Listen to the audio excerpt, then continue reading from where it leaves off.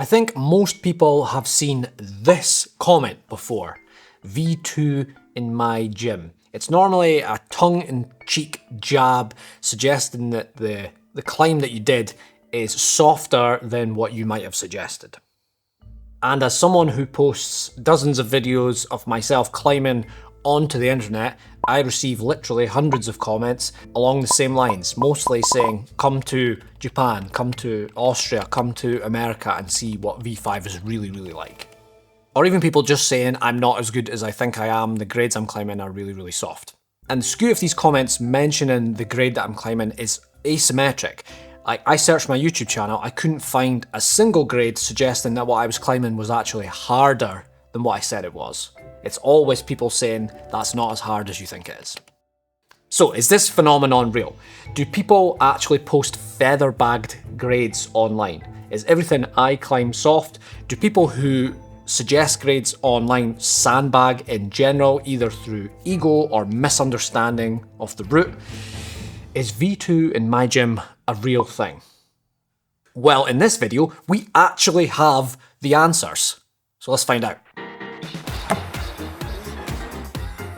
Yes, Cullen.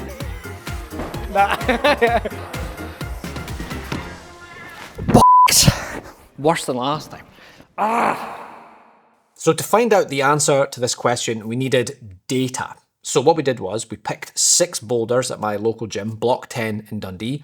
We had 2 slabs, 2 really steep climbs, and 2 climbs with really big macro holds on. And what we did was we put these little placards on the boulders. So there was a little QR code, there's my face there, and it was basically asking people to try the boulder and give it a grade on an online form. On the placard it says you don't have to top the boulder, you just have to give it a try. So they didn't have to complete the boulder, but the important part was they were there in person, they could feel the holds, they could see the steepness of the wall, they could see the texture of the holds, things like that. They were there. So we left those placards up on the wall for a while and let people enter their grades. In the meantime, we filmed Cullen the Crusher climbing those boulders. I think I actually climbed 2 of them. And we deliberately didn't use 2 cameras. We didn't use a gimbal, no fancy shots here. We just used a static single camera on a tripod, mimicking the ubiquitous classic Instagram post of just the camera sitting there filming the boulder. And we took those videos of him climbing the boulders and put them on an online form, and we offered that form out to my community via a YouTube community post. So watch a short video of me or Cullen sending the boulder and just pick a grade that you think is appropriate for that boulder. Also in that form, they were also asked to provide what is their maximum boulder grade. So we set these 2 surveys, cast them out into the world between these 2 groups, the gym goers and the online graders, and we let the grades trickle in. So almost immediately we noticed a difference in the propensity for providing a grade between these 2 groups of people. I put just a community post on YouTube and we got 1,902 votes in 5 days. And let's be honest guys, nobody interacts with YouTube community posts. Like, interaction, the engagement from these posts is always stupendously low, but people seemed genuinely psyched to give a grade, and there was a little bit of back and forth in the comments. So yeah, almost 2,000 votes came in. That's not what happened in the gym. Hundreds and hundreds of people visit Block 10 in Dundee where I put these placards up, so there was no shortage of people in the gym. This is a busy gym, but people did not like putting a grade down. So sometimes I would be in the gym just training and I would ask people, oh, by the way, there's these placards up with my face on, so give it a try. Almost invariably, the answer would be like, well, I don't really know what grade it is. And I was like, yeah, that's kind of the point. People in the gym were not that psyched on giving grades, especially if they couldn't climb the boulder. So in the end, less than 30 people actually committed to giving a grade. There's no way to actually confirm this hypothesis, but I believe that this indicates that people are much more happy to provide a grade online, having never even been in the gym or touched the holds or felt the boulder or anything like that, than they are to actually give a grade when they've done it. And I'm not sure why that is. That's really interesting. If you have an idea of why that is, then please let me know down below. Check this out. Doing bodyweight repeaters on my fictitious hangboard 3.0. When I'm done with that exercise, pop this off. Now I want to train on my ball grip holds. I just slot them in like so. Give it a tug down, and bam, I'm pulling on ball grips now. When I'm done with that, pop this off, and on this hold plate, I've installed the Frictitious slopers. Again, just pop it on the top, it slots right in. This is Frictitious's modular system. So the hangboard doorway mount is the same, but instead of having your hangboard mounted directly to it, you mount it to one of these. This is called the hangboard swap plate. You can actually mount anything you want to this. They also have these. These are called hold plates. So these take a standard T-nut. So you could mount any sort of plastic hold you wanted onto this as well, just using the standard nut. And yeah, they can be inserted and removed really, really quickly for the absolute optimum versatility in a door frame. So the doorway mount itself, that's this part, that can come on and off the door in under 30 seconds, no tools required. You just turn these little dials at the back. It comes flat packed, it can be assembled with one single screwdriver. And the best thing about it is it doesn't leave any marks on your door frame. Right now, Frictitious are running an absolutely fantastic deal.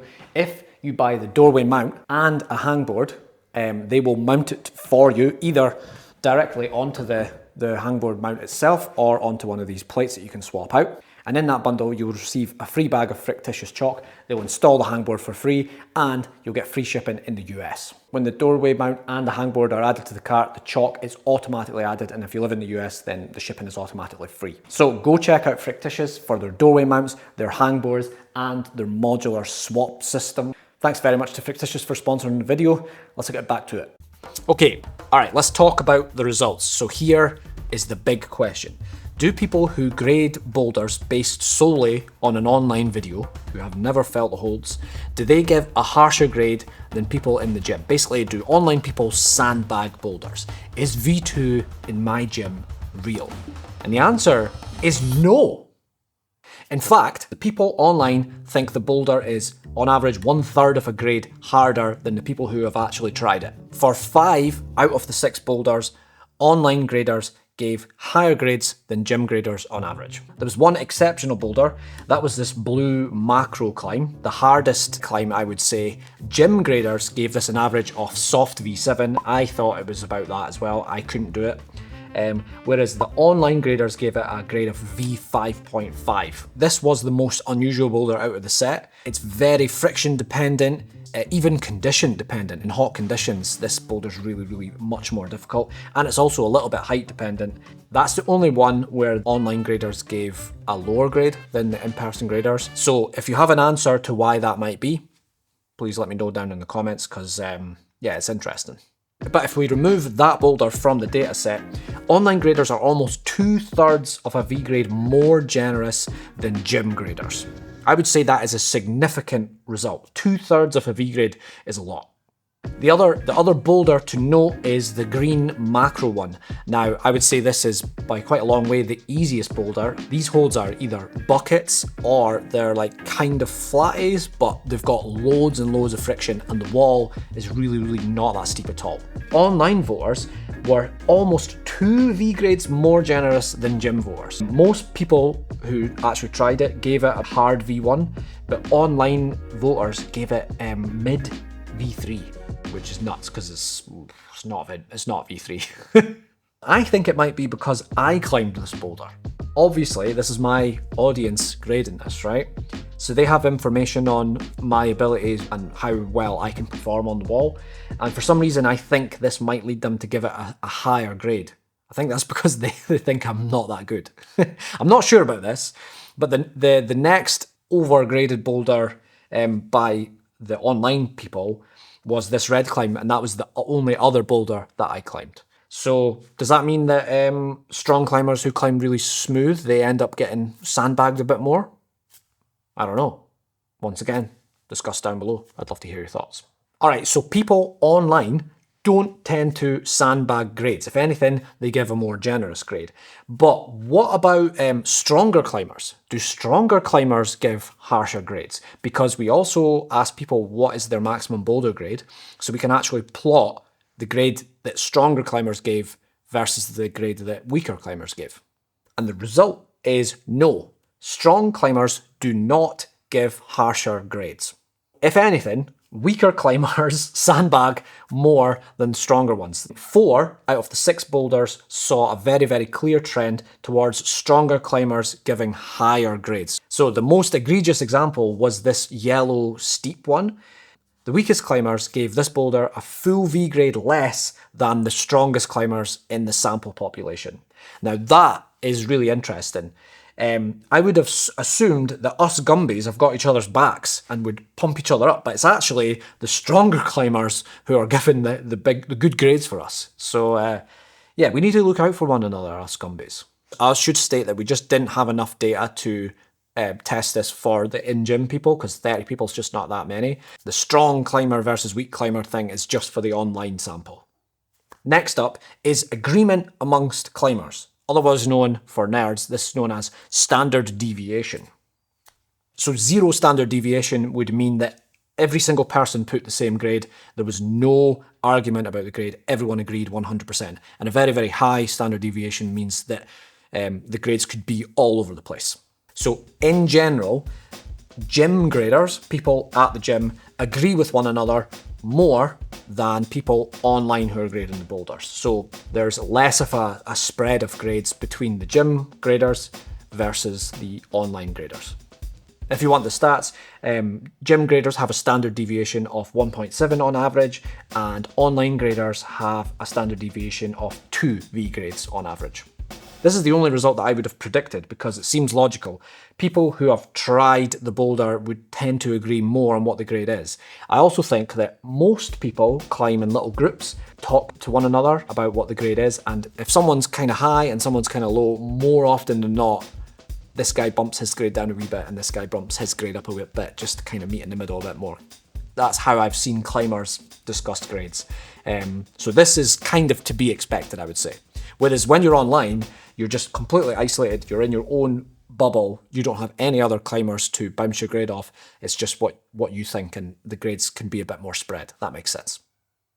Alright, final statistic for anyone who's interested. Do I feather bag grades? Do I pump myself up a little bit and provide grades that are maybe a little bit on the high side for what I'm climbing, maybe what I'm climbing is a little bit softer than what I said? Well, the answer is no. On average, I'm almost 2/3 of a V grade harsher than online graders, and 1/3 of a V grade harsher than gym graders on average. So I'm actually a little bit of a sandbagger.